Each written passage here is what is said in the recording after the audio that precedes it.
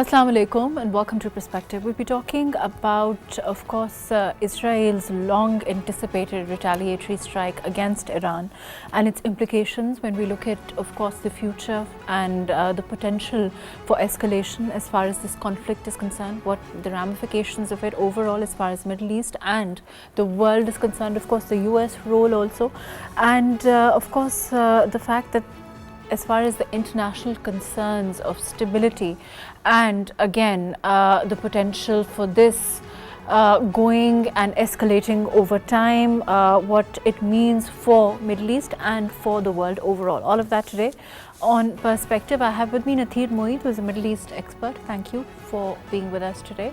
We also have with us Dr. Jamil Ahmed Khan, who is a former ambassador. Thank you for joining us today. And Dr. Syed Qandil Abbas, who is a Middle East expert. Thank you for being with us today. To start off with Natheer here in the studio. Natheer, as far as this recent offensive is concerned, as far as Israel, how do you look at the situation at this time? According to Israel, of course, they're saying that this is in response to what happened on the 1st of October. How do you look at things at this time? Well, Israel always is responding since 70, 80 years. It's just responding, and that's the biggest lie in the whole history. Israel always attacking the countries, different countries in the region, sometimes Lebanon, sometimes even Syria, Iran, Yemen, all the countries which are Israel defines as a risky countries and countries who are resisting against Israel's genocide in Gaza and its supremacy role in the region. So Israel have no right to attack other countries, other sovereignty entities in the region just because it thinks that that country or the other country is dangerous for it. Definitely. Let me go to Dr. Jamil Ahmed Khan. Dr. Jamil, we've been speaking about Palestine, particularly the situation in Middle East, and the Israel and of course the Iranian role that we've seen as far as as far as the defense for in the Middle East, as far as Gaza, of course, the situation there is concerned. How do you look at this latest offensive? Because this, of course, and the potential, again, extremely alarming and concerning for the world and Middle East, the concern overall for, that it can actually escalate further. How do you look at that? No, well, that demonstrates the Israel's attitude and Israel's, the way they have been able to get away with the violation of international laws. There are more than about 700 Security Council resolutions under various chapters of the Charter of United Nations, and Israel has hardly adhered to any one of them. The last one was 2624 resolution about Gaza and 2625 resolution about Gaza, in which it was unanimous. What was asked in that was to give up. In the larger scheme of things, when we talk about where we are with regard to the Middle East, the situation in Middle East, and we've spoken, and earlier on you've also said, don't you feel that as far as these resolutions, we are way beyond the resolutions and their effectiveness as far as Israel is concerned? That doesn't even seem to figure on their radar, whether they are violating a resolution or not. I mean, of course, they've been flouting those left, right and center. That's right. History is witness. If any community violates the law of the land, or in this case, the international community violates the international law, then there is no end to it. Then the tension, the escalation of the conflict, that could go higher and higher and higher. That's what is happening around there. So, as I was saying, that there are Security Council resolutions, but Israel has not really been able to follow that or adhere to that. So, what does it mean? The international community through the Security Council, what was their responsibility? So the question is whether international community, particularly the five permanent members who normally veto any implementable resolution that is under Chapter 7 of the United Nations Charter. And Chapter 7 is the only chapter where you can force a country, a member of the United Nations, to really adhere to and to follow the instruction, the resolution. And if they don't do that, there are consequences about it. So Israel, since that Israel is protected. Are there consequences? Let's talk about that. Let me include Dr. Syed, Qandil, Abbas, and then I'll come back to you. Dr. Saab, are there consequences at all? Because, you know, we've spoken earlier on about the effectiveness of the UN and the Security Council also, and the fact that, you know, what are these consequences that seem to escape Israel? Yes, Israel has started very dangerous game. During last 1 year, we know that they have conducted very brutal attacks against civilians in Palestine, and along with that, they are trying to drag Iran into the full-scale war. But during this whole period, Iran tried to avoid to involve in the full-scale war. But despite that, they are successful now to bringing Iran to this scenario, and during their attacks on Ismail Haniyeh and later on the Nasrallah, they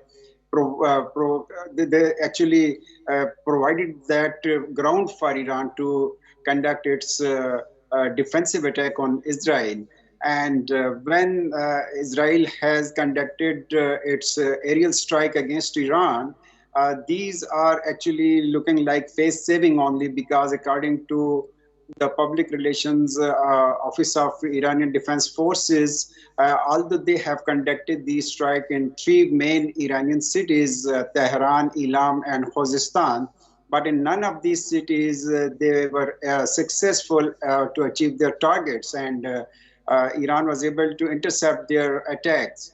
But in this regard, I believe that on the one hand, Iran is endangering regional security, and on the other hand, consequently, it will have serious consequences for international peace and stability. And in this regard, I believe United Nations and its Security Council, and particularly big powers like the United States, they are badly failed to maintain peace in the region. And not only they are failed, but US became party, and these attacks are US-backed attack against Iran. And we know that as the Prime Minister of Pakistan, as well as almost all the Arab states have rejected this attack against Iran, because that can have serious consequences for regional peace and security. Fair enough. I think that there are no two opinions on that. Natheer, as far as the situation is concerned, do you see this, you know, how do you see Iran, responding to what's happened? How do you see the situation now? Well, definitely Iran is strong country in the region, and it have all the right to respond to this attack, even though that this attack, as Mr. Qandil have earlier said, it was not effective to eliminate the Iranian defense or the Iranian military power. It was not effective at all. But actually, the thing is, Israel is just trying to change the world focus from Gaza to external issues. And trying to create some other focus in the world, in the international media, as it is actually creating it have initiated a massacre in Gaza. Last night 200 civilians were killed in a eye blink. This is what's happening in the northern of Gaza is a genocide, and Israel just trying to hide it Israel is just trying to run from the responsibility of the massacre which is happening in Gaza by attacking other countries, by exactly. So you see other countries getting embroiled in it, those that want to defend what's happening, the tyranny that is, you know, happening in Gaza, that is happening in Palestine at the hands of Israel. So potential for this conflict to escalate further, it's certainly something that is concerning, right? Yes, it is, but not the United States, nor Iran want to escalate to a war, a greater war in the region. Actually, so there might be a response from the Iranian side, but it will be limited to maybe eliminate some of the Israeli bases or the Israeli powers or strength to which Israel have to attack Iran and any countries in the region. We've also, I want to come to the role of the US. Ambassador Saab, there is, you know, we know the relationship that the US and there is, you know, that US and Israel enjoy. We also know that we have seen, and I don't think it's wrong to say, that the US has stood firmly behind Israel. There are those that also say that the US has tried to, you know, diplomacy has been at play to bring this home to Netanyahu, that, you know, that this has to be curtailed. The atrocities that are happening in Gaza, in Palestine, must be stopped. As far as the situation now, with the US elections also, you know, looming ahead, how do you see that situation? That's, to my understanding, basically, the US election has played a vital role in not allowing Israel to attack the oil installations and the nuclear assets of Iran, because Iran had very clearly and categorically warned Israel and the world community that if their oil facilities are attacked, then none of the oil facilities in the Gulf area would remain intact. And otherwise, if the nuclear was to be attempted to be attacked, then Israel was very clear, including the supreme leader of Israel. So if that had happened, because the supreme leader of Iran had very clearly told that, and Israel was adamant to really attack. And it's not the first time that Israel tried to do that. Israel, even before the JCPOA, the nuclear accord, what we normally call, during the nuclear accord time also, Israel was adamant to not to sign that accord and to attack the sites of the nuclear during Obama's time, but Israel was not allowed. So having that background in mind, now let's examine the US election and why Israel, despite the fact that they used 100 warplanes, including the protection plane, including the refuel planes. And then they did not even come, according to the report, they did not even come to the space, the territorial airspace of the Iran, and they stayed in Iraqi airspace, and from there they fired. From there they activated all the missiles. And there are 20 sites they have engaged. And out of those 20 sites, there were 2 casualties. And of course, it's again, I would say that the human life anywhere is equally precious. But the 2 soldiers were killed in this operation, which obviously was such a huge and humongous attack, and only 2%, which means that there were some diplomatic work which was done. And what was that? What was the interest, and why it is correlated with the forthcoming election? If Israel had gone beyond that limit against the warning of Iran, then Iran would have retaliated, means a full-fledged escalation, the full-fledged war. And full-fledged war before the election, 15, 14 days before the election, would have been quite detrimental for the Biden administration in particular. So that is what my understanding is. Then the other bigger question arises here, that how about after the election, and depend who wins. So the answer is that any one candidate, in fact, they are competing with each other, who supports Israel more than the other, right? And there is a reason for it, because there's a very famous book known as the Israeli Lobby, written by John Hameed. And he has proved that how the network of the Israeli lobby works on the Congress, on the State Department, the Pentagon, the CIA, and all over. So once it comes to the decision making, they prevail. And therefore, you find that 85,000 bombs and explosives have been supplied to Israel. It's true that we've also seen, Donald Trump say that if it was, he could have made a difference as far as because of his close relationship with Netanyahu, and he could have, prevailed upon him, and he could have perhaps better sorted out the conflict. Are those, of course, is it electioneering in your opinion, or do you think there's some merit to that?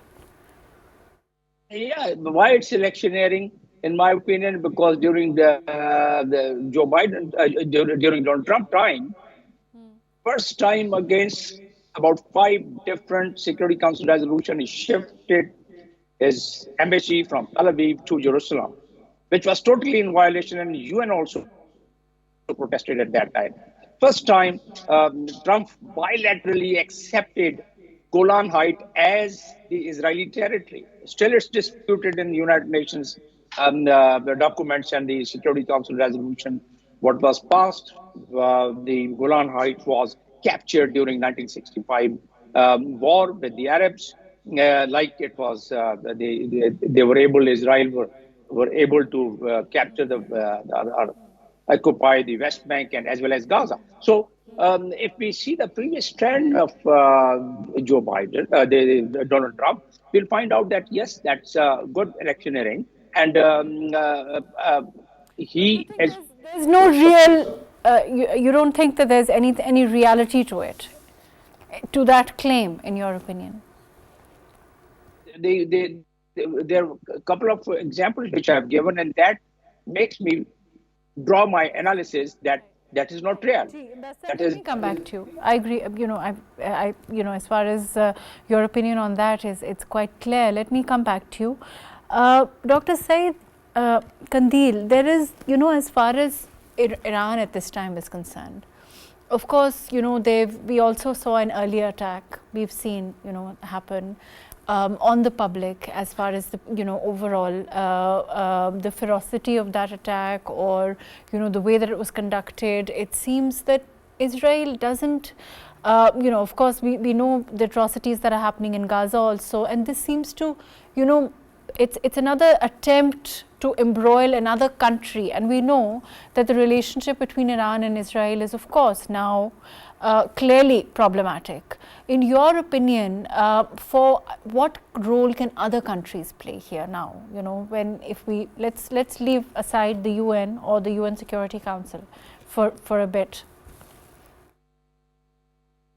Actually, during last 1 year, Zionist regime of Israel was engaged with only Palestinian people, those who are defenseless, and they are not able to defend themselves, particularly when they have killed 43,000 people in Gaza.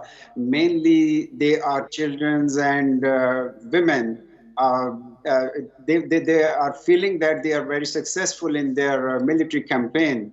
Particularly their leaders like Netanyahu, who is fanatic and extremist, and they don't listen anybody in this regard. They were engaged with these defenseless people. And on the other hand, some of the resistance groups from Lebanon, from Yemen and Iraq were resisting this Zionist regime. But now when they are trying to drag Iran into the war, I believe that Iran is becoming a very important military power in the region, because in the world we have few countries, those who are having hypersonic or supersonic missiles technology. And similarly, the defense system, aerial defense system of Iran is very advanced system. And during their last attack, they were able to deceive American aerial defense system, which are Iron Dome, David Sling, Arrow 1, Arrow 2, Arrow 3. These systems are very advanced systems. But this time, United States has provided one more system known as THAAD. And this system is along with American crew. and they are now physically engaged in defending Israel. And similarly, we know that during last 2-3 days, they have shifted their F-16 from Germany to Middle East, and their F-35 are already in Israel, and their warships are also in the region. I believe this time most of the peaceful countries are not in the favor of escalation, but America, particularly their leadership, is not trying to avoid this war, because on the one hand, they are backing Israeli attacks, and on the other hand, they are provoking Iran in this regard. And this will be very, very dangerous for regional peace and security, and as well as international stability. So I believe this is a time to, for especially United Nations to play its role actively, and European countries can play their role very importantly to genocidal campaign against Gaza and West Bank people. If they are not stopping this, I believe that this will be very dangerous and disastrous for the region. Right. Let me go to Natheer. Natheer, of course, there are no two opinions on the fact that it needs to be stopped. But as far as the role that United Nations can play at all, you know, I am at least a little, you know, I find it a little difficult to imagine that till now that they've been able, you know, the effectiveness there is something that is questionable. Do you agree with that? The United Nations didn't play any positive role till now since 1 year, not only in this war, but even in different areas in the world. The United Nations was not really effective and positive. In fact, it's underscored their effectiveness, ineffectiveness. Yes. The many countries, many people in the whole world are hopeless from the United Nations, actually. But now it's today it's the situation is very critical.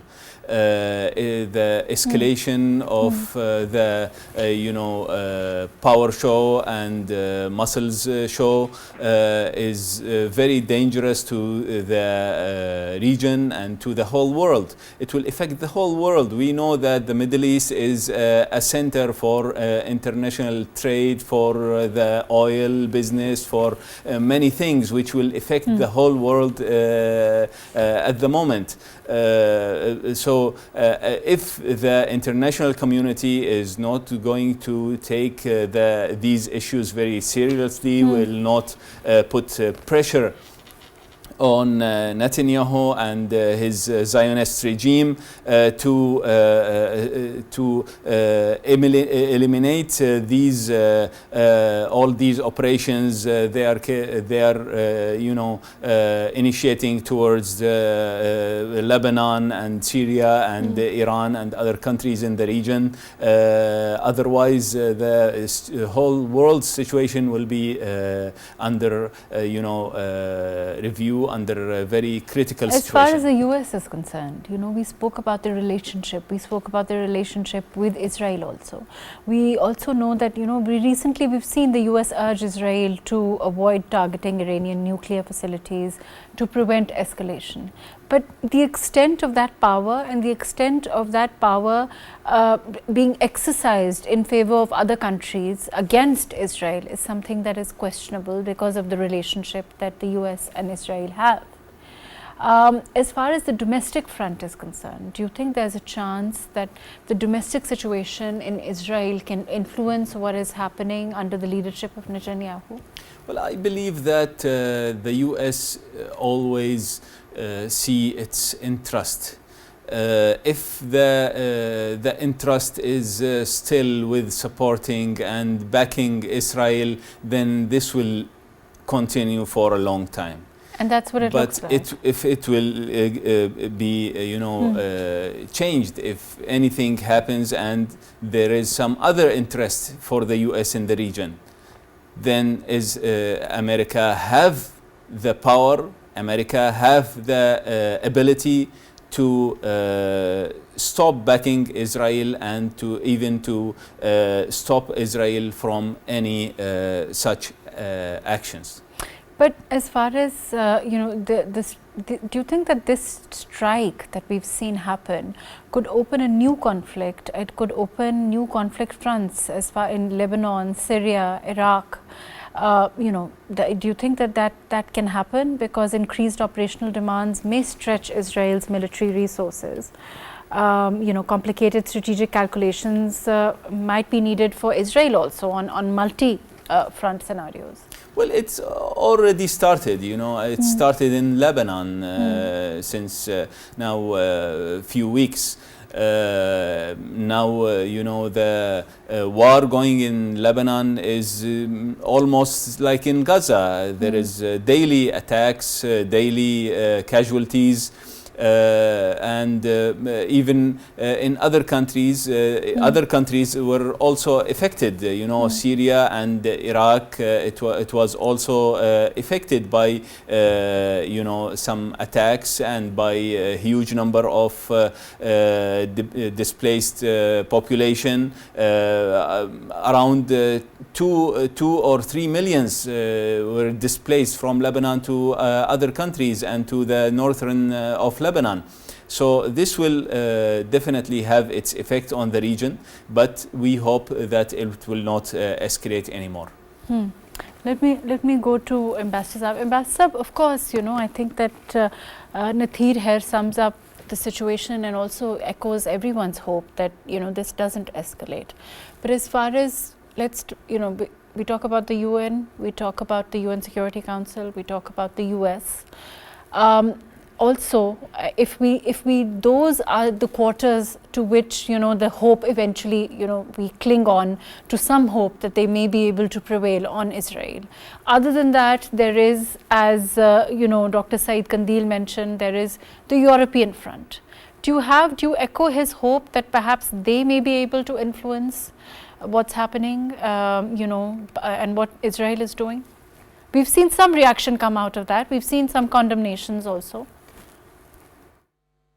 That's right, but diplomacy in terms of resolving the problem of Palestine, basically that's the main contention. Why Iran is now standing firm against Israel, because Israel has committed war crime, atrocity. Israel is violating all the international laws. It's not me, it's not you, it's not this panel what it is describing, it's the International Criminal Court with evidence has described and proved it. So once it's proven that they disregard all the international law, then what happens? The other neighboring country or other states of the world, they would like to counter with a bigger power and bigger force. And what happened this morning? Iran was able to intercept most of the missiles, and most of Iran's defense system now has really brought a lot of pride to Iran, because and Israel perhaps was not expecting that so much of defense mechanism, aerial defense mechanism Iran would have. So that is one part. The second part is Iran has proved its very subtle diplomacy that they gave a chance. The 1st April, once Israel had violated international law and it impacted the sovereignty of Iran by attacking its mission, attacking its embassy, consulate, right? And after 13 days, they retaliated, and they retaliated in a measured manner. Again, the second time, they retaliated in a measured manner. But this time, Iran has very clearly said that they reserve their right under the Article 51 of the United Nations Charter. And they can retaliate. They can have the self-defense because Israel has once.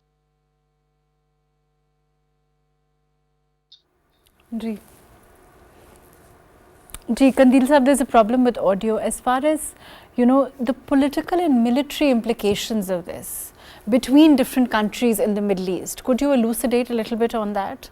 Because, we've spoken earlier with, Natheer on the fact that other countries, of course, Lebanon, Iraq, we see, are becoming involved and are, involved in this, in these attacks, and the way that, the retaliation has happened, the way that, it is now escalating and spreading. But as far as your estimation of, the overall, the military implications of this, where do you think they're headed overall?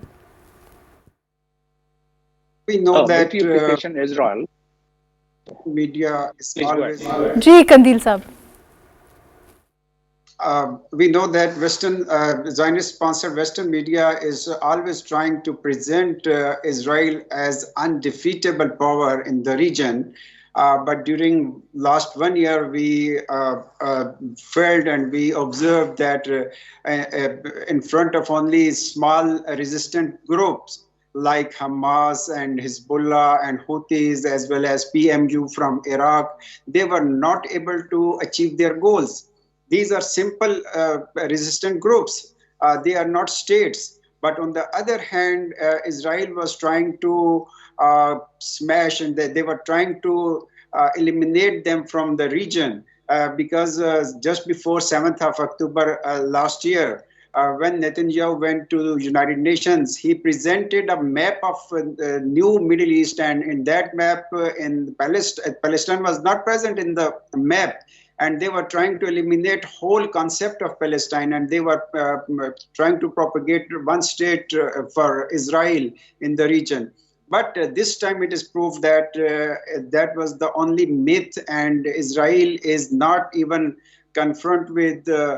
not able to confront with these resistant groups.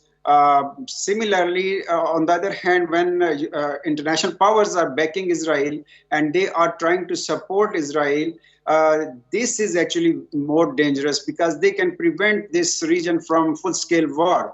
Because Iranian military power is even not comparable with Israel. Israel is a very tiny and small country. It is not in the size of only one Iranian province. And if we know that the whole Israel is this time just like debris because it is converted into debris because during last 1 year, each and every part of Israel has been hit by Hamas, Houthis, last time from Iran. So a problem is this, that the real picture of Israel have not been presented to the world because they are not allowing journalists to play their role in Israel and to highlight that picture. But at this time, I believe that Iran is trying to avoid from full-scale war because they know that on the other hand, in Israel, even Haifa, Jerusalem, and Tel Aviv, despite the fact that they are Jews, but along with them, there are 20 to 25% Palestinian population. They are Muslims, and Iran don't want to damage them. But similarly, on the other hand, when they will have a regional war on full scale, again, it will be not in favor of Arab countries, not in favor of Muslim world. So that is creating very complication for Iran to avoid from regional war. But on the other hand, we have a fanatic leader that is Netanyahu, who is extremist, and they are trying to, on the one hand, eliminate Palestinians from Gaza and West Bank, and on the other hand, they are trying to drag Iran and other countries into the war. They have goals like Greater Israel, and for that purpose, they are trying to implement their very dangerous ideology. I believe that international organization, international powers must be very careful in this regard, and they must try to prevent this war converting into the full-scale war. Fair enough. Natheer, there is, as far as Russia and China is concerned, do you see them, what kind of role can they play? Do you see them playing any role at all? Of course, we expect them to criticize Israel and, advocate for stability. But overall, do you think that they may increase diplomatic and military support for Iran, for example? And and that might lead to more influence more influence in the region, for example. Well, Russia and China, they are definitely great powers in the world, and they have played a different role from the role which is provided by the US and the US lobby in Europe and other countries in the Middle East. China and Russia, they have the potential to play a positive role to eliminate and not to escalate the the conflict happening in the region and not to go to a states war and a bigger war in the region, which will include the whole countries in the region, the Gulf countries, Iran, Turkey, and other countries. Definitely they can play a positive role. I think they have played some role, but it was not enough. Russia definitely have its own problems in the war of Ukraine, and there is no any understanding between Russia and the Western countries and the what about supporting US? Iran, you know, militarily or there is lot of cooperation between Russia and Iran. Iran is an ally of Russia, and even there is a lot of military cooperation between the both countries. But when the war in Gaza is concerned, the Russian role is not very positive, not very seen as it's have its own war and its own problems and issues. As far as China is concerned, do you think that, you know, China, of course, as far as the region itself is concerned, do you think that it can play a significant role, perhaps a more unified bloc emerging there with China leading it? Actually, China should play a role in this, in what's happening today, because China have a lot of interest and potential in the region. The Middle East is actually the road of the Chinese business, and which is linking the Chinese business with its markets, especially in Europe and Africa and all the region. So the Middle East is the road of China, and China must play a more positive role to stop the escalation of the conflict and to defend its interests in the region. Do you think that, you know, why are they being so careful with regard to this, or do you think that they're watching the situation at this time and assessing, you know, where they can play a role? Because of course they've been conservative, yet one can't say, you know, they are, as far as their involvement overall in this conflict is concerned. Well, I think till today they are not interested to be involved so much, so they will create you know, disagreement, bigger disagreements with the United States. They already have many disagreements. So they have their own interests, of course, to watch, and they're being careful with regard to that. Yes, they're quite careful, but definitely they have interests in the region, and they should play more positive role in what's happening. Unfortunately, that's all the time that we have. Thank you so much for being with us today, Natheer Moeed. Thank you for joining us today. Dr. Syed, Qandil, Abbas, thank you for being with us today. Dr. Jamil Ahmed Khan, thank you for joining us. It's always great having you. As far as the situation at this time is concerned, of course, as far as the situation in Gaza is concerned and the escalating conflict between Iran and Israel is concerned, of course, the world watches what is happening, what is the tyranny that is, of course, being experienced by Gaza, by Iran now, and of course other countries that are becoming embroiled in it when we look at the situation in the Middle East. As the world watches international organizations, as the world watches perhaps the US, and as the world watches those international watch guards that can make a difference, one can only hope and pray that there will be, this will not further expose itself as a crisis of humanity that it has till now. Thank you so much for joining us today on Perspective.